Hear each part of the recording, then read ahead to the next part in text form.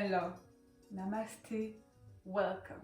Okay, so I know that stillness and mini movements doesn't sound very sexy. Who wants to move slowly? It's not very exciting, is it? But I promise you, it can actually be. Because what you can feel when you increase your capacity, your skill to feel your body can be really, really amazing when you move slowly, when you stay still, and you take time to listen to what your body is offering. And I think that's why many people start a meditation practice and then they keep going because they're like, well, it takes some time, but shit, my body is feeling good. And the body keeps getting more and more surprising and I love it. You can't stop. It's like a lifetime practice. So the problem, my brain created a hypothesis. We are not and we have not been exposed to the pleasure of simple things such as stillness, such as listening, slow movements.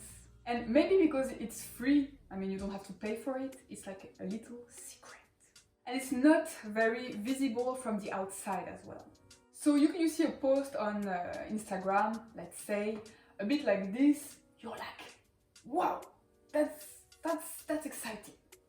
But then when you see something like this, you're like, yeah, I mean, it's boring, right? And we are super stimulated with things and pictures and how the outside is so important. And that's true, I think the outside is important. I like to take the time to choose my clothing, to put a bit of makeup. But I think that what's inside is actually so much more important and so precious.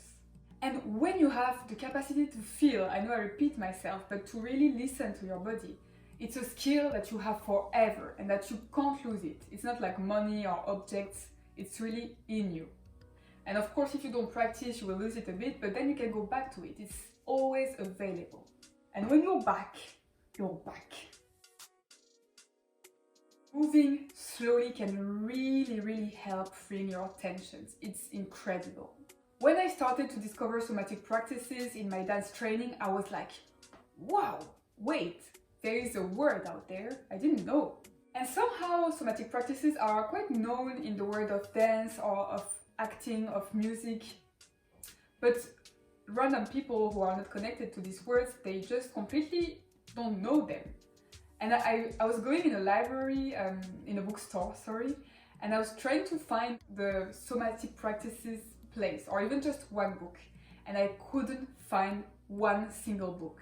So there were a lot of yoga books with like beautiful pictures, but really nothing about somatic practices. So that's why I really want now to introduce some somatic practices, not all, but quickly, because I spoke a little bit about them in previous episodes, but I have never properly introduced the ones I know. Let's start with Alexander technique. And this I discovered when I was studying dance. So during my first year I had one Alexander technique teacher. Well, it was just for a few months and just like once a week he would introduce some principles. And I was a bit confused, to be honest. I didn't quite know. I was like, what is that?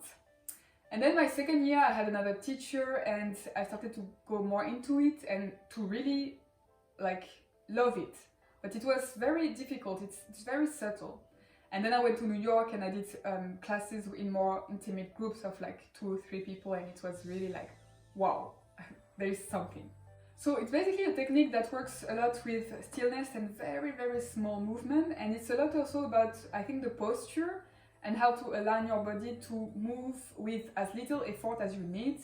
So how to stand and feel quite nice and easy, create space for your spine as well, like how to walk very easily, freeing your joints, even how to sit, how to drive for the musicians, how to maybe hold their instrument and play without creating pain or tensions.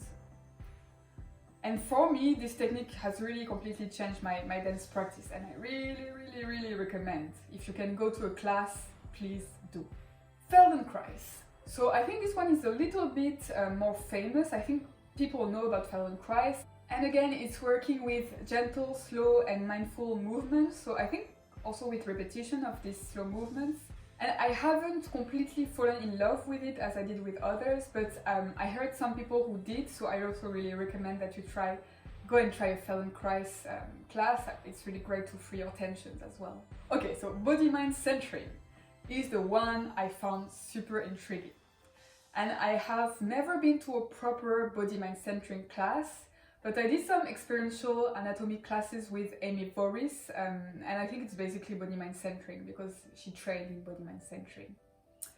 And this is super exciting because, like, honestly, you get to feel some things that are so deep, like you get to feel your skin, your cells, your organs, your fluid and blood, and it's like, wow! And apparently when you do physical classes, you work also with gentle touch, and it's very, very deep work and very subtle, amazing things. She wrote a book, if you want to read it, do. So you can check it up. There are many somatic practices, somatic techniques that I haven't named because of time. There's Klein technique and many, many others. And these kind of practices can be really good, especially again if you are around the menopause or suffering from osteoporosis, arthritis, or any kind of body tensions. Also the joint tend to get stiffer with menopause. And even younger women like me, we also have some tension, so it's always good to do a little work on them. Okay, now this exercise can be very, very powerful, but if you feel a bit weird, don't freak out. It can take a little bit of time, and you might want to repeat this exercise later, so you just get used to it and you really get the benefits. So we are going to start to lie down in the Alexander technique basic semi-supine pose. So you might want to grab a book and maybe try to find one that is not too thick, but just to put it on the ground under your head. You can lie down in semi-supine, so you can have your 2 feet on the ground. Try to have your feet maybe a tiny bit wider than the pelvis, or about your hips width, so you are really able to sense the ground through your feet, and your arms can be resting on the ground or on your body. You can take the time to close your eyes.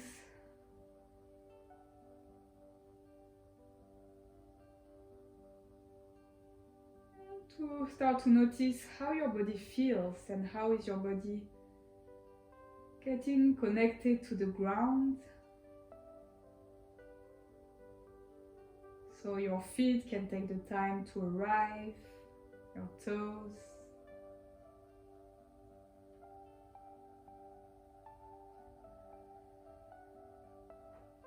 Your pelvis can relax.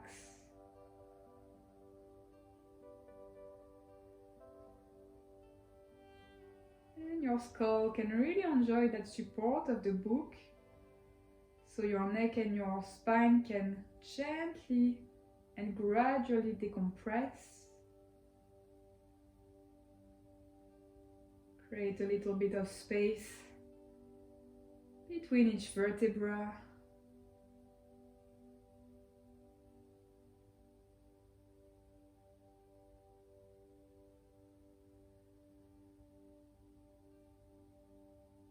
And maybe as a result, your rib cage can relax, your shoulder blades as well. Shoulders and arms.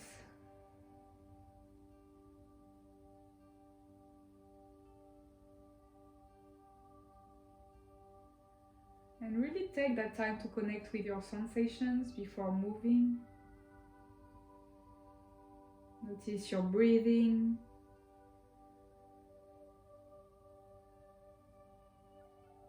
Notice the contact with the ground. The contact with the air.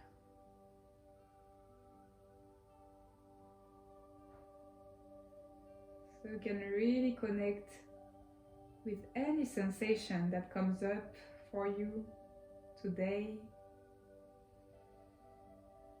And enjoy your uniqueness as well. That your sensations are going to be different from mine and from anybody else. And maybe taking some time to start to notice a bit more the contact of the back of your skull with the book.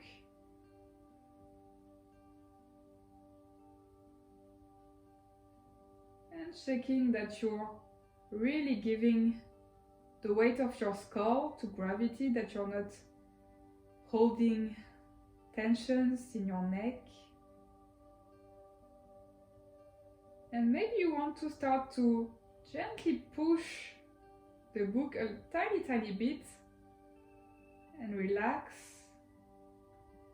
just to check a little bit how much pressure you can give there. So you can play with gently pushing the ground with the back of your skull and releasing. And maybe one last time, gently pushing the ground and relax. And from that weight, thinking about also relaxing the eyes in the eyeballs, about relaxing your brain. You're going to very slowly start rolling your head to one side, but really take your time. There is no rush. And enjoy the way to get to the side. So enjoy each part of your skull getting in contact with the book. Enjoy your breathing. And notice what's happening in the rest of the body when you only slowly move your skull.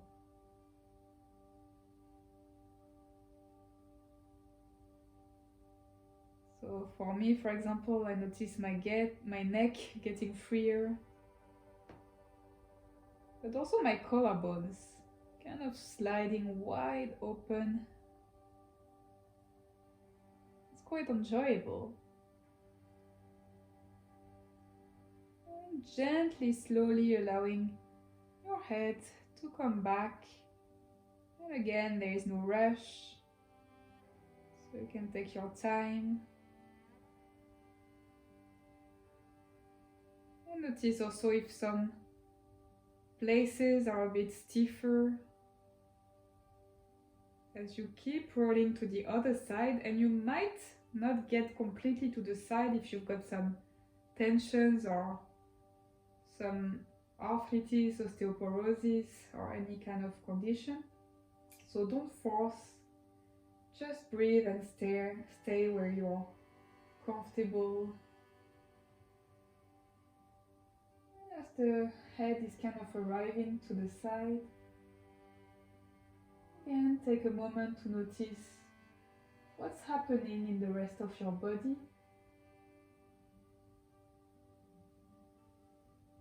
What's happening for your breathing. That might start to get a little bit easier. And gently, slowly coming back, taking your time.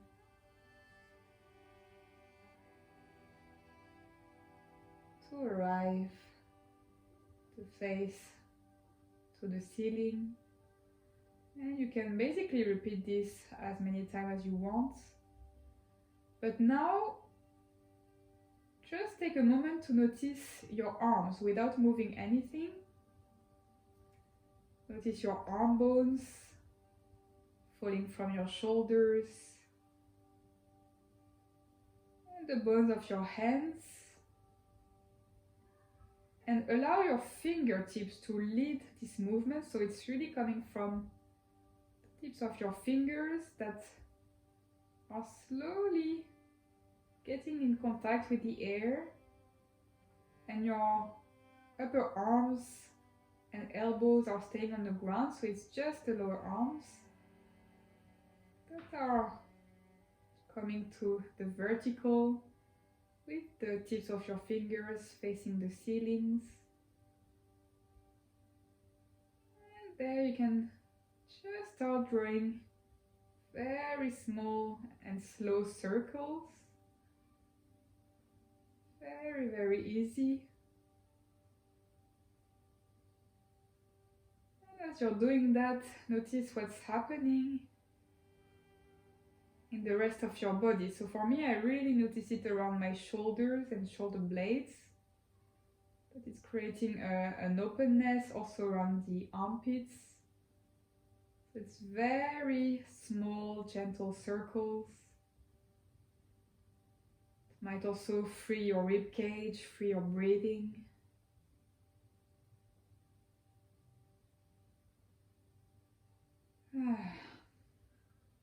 Enjoy whatever comes for your body, which is unique. And maybe just draw the circles to the other side, the other way. Can be quite minimal. And notice how this mini movement can have quite a lot of resonance. How amazing is that? And also maybe free the space around your pelvis for your organs. Maybe as your shoulders get easy, your hips can also get a bit easier. And playing with that movement, gently land your hands back to your body or back to the ground. Notice your breath. And to finish with, just a mini movement of your knees, a little bit to one side, a mini movement. Oof. The knees come back. It's almost not perceptible, this movement. A little bit to the other side. Oof. And you come back. And as you're playing with this, you can notice how you might get some freedom that's going around your thighs and your pelvis. So your thighs are really falling from your knees to your pelvis. Again, you might create space for your organs.